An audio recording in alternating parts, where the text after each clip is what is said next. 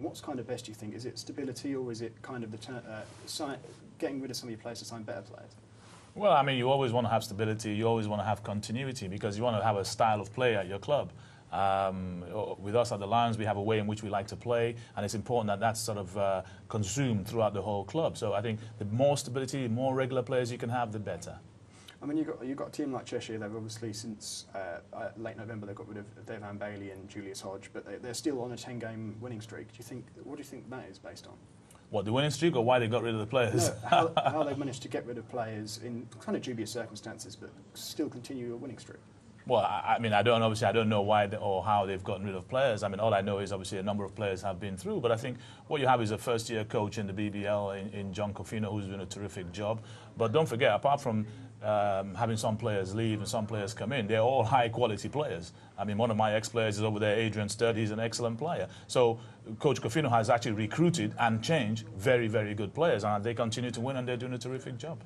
Talking of former Lion players, what about Paul Greed? He signed for Worcester. What do you make of that? Do you think that's a good deal? Paul's a fantastic player, you know, right on the fringes of GB. I think he was the last guy cut for this summer's tournament. We tried to get Paul back. He played for us for a little bit last year, but you know, he's a little bit out of our price range. But watching that first game that he played for Worcester against the Leicester Riders, he was sensational, and I think he's going to have a great season. What about your own season? Tell us a little bit of kind of what you kind of felt has gone on so far. Well, I mean, you know, our season, as all seasons, are challenging. You know, one of the things was we had some big acquisitions this year in Drew Sullivan, the GB captain. We're delighted to have him in London, where his home is. I know he's keen to make sure that London basketball can get up to the heights that he has achieved himself.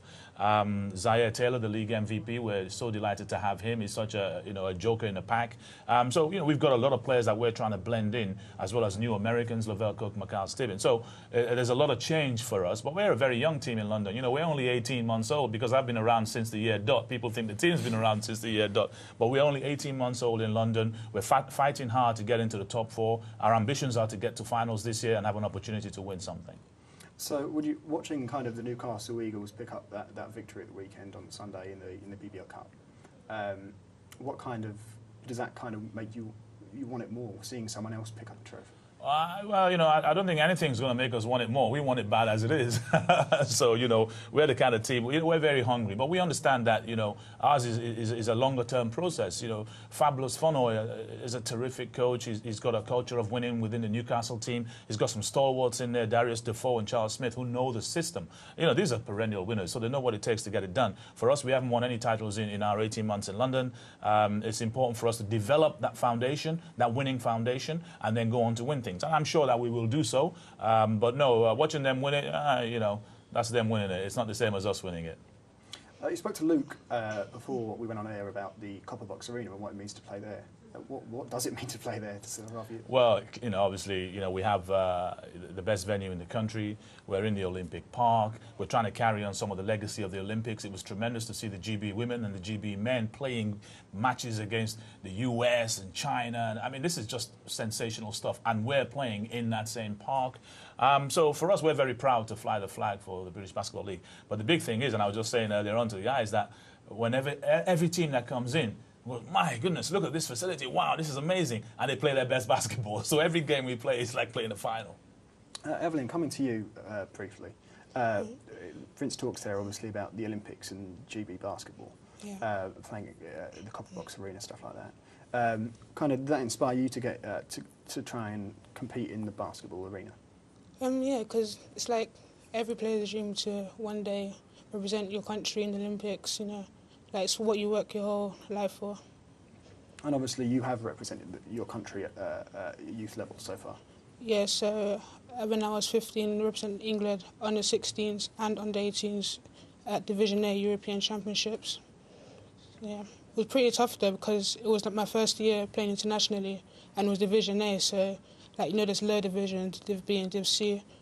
So we didn't do that well in the tournaments, but it was a good learning tool for us, for me especially in my career. So, yeah. We'll come to this a bit more later, but what about the women's British Basketball League? Do you think that's kind of helped the progression of the women's game in its early stages? Definitely, because the WBL has put us on like a bigger stage than what we was on last year. So like, there's more media, there's more there's social media's everywhere, like Twitter, Instagram, like a lot of feeds about what's happening and all this. So it keeps everyone keeps everyone intact, or as in like WBL is a big thing. So women are getting closer to men in the game, like, you know. Yeah. And Luke, coming to you, you run an NBA-based website. What do you make of kind of the British Basketball League? Well, almost kind of looking in as an outsider. You can obviously tell that the growth has been there and it's slowly getting up and up levels. And you see teams coming in like London and stuff, and they're really picking up, they're performing. And it gives you sort of a different aspect of the game, because you look at it, and although the quality isn't quite up to the level of the NBA, because it's, you know, a ridiculously high level over there, you can see that it's developing, and we're slowly becoming a bit of a force in some of the European Championship games. And you can see in the Olympics, you know, we were performing, and unfortunately, although we did have the funding cuts, you can tell that we're beginning to perform. I mean, we give teams like Spain a bit of a scare, and you look at the quality there, and then you compare it to here. 10 years ago, we were nowhere near them. But with leagues like the BBL, the WBBL as well, you can tell that the quality is growing, and it's really exciting as a British perspective as it is anyway. So it's definitely exciting stuff. Do you think that NBA London helps that?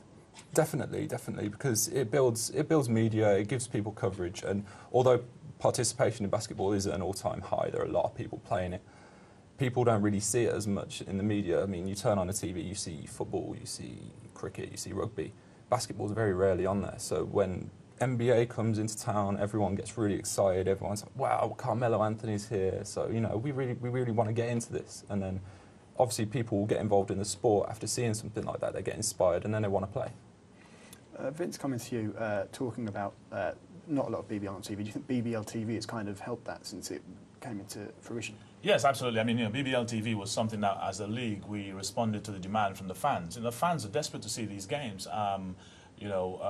Obviously, local fans can go to their local club, whether it be Leicester, Plymouth, wherever, and get to see their local team. But they want to see their team when they're playing away. They're hearing about what's going on in Newcastle. They're hearing about, you know, former NBA players in Glasgow, in Cheshire. They want to see them. They want to see them more than just the once or twice when they visit their home court. So I think the BBL TV answers some of that question. But yeah, we already know that this game is the biggest secret around, you know, and trying to get that additional media exposure is what we need. The sporting map is very, very different to how it was before.